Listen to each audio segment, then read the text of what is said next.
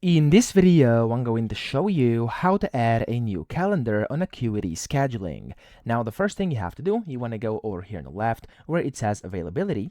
And then whenever you click on that, you want to go to calendars. And over here top right, it says add a new calendar. So you want to click on that. And of course, you have to give it a name. I'm just going to name this one calendar 1 over here. You can do whatever. You can add descriptions, locations, images, and you can also select where you want to send booking notifications. I'm going to skip this and I'm going to click on the save button.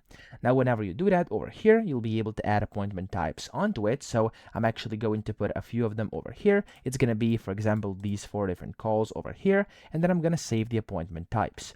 Then you have to set hours for availability. Of course, here you can select whatever. It's completely up to you. I'm just going to go and of course leave it like this. So as you can see, this service group has regular hours every week. If it doesn't, you'll be able to basically switch to specific days. So I'm gonna just save the regular hours over here. If you want to change these, you can change them, for example, over here like this, okay?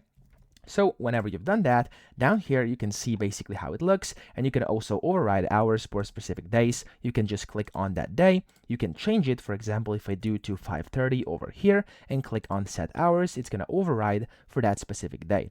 Then whenever you've done this, you can of course save it again, and here you have the calendar scheduling limits as well. And you can of course save these limits. You can change them. You can do whatever you want. I'm going to leave it like it is by default and click on save limits. Then when you close this, you'll see, there we go, you have your new calendar over here, and you can basically view it whenever you want, okay? So I hope this video helped you out. If it did, please subscribe to the channel and help me out as well.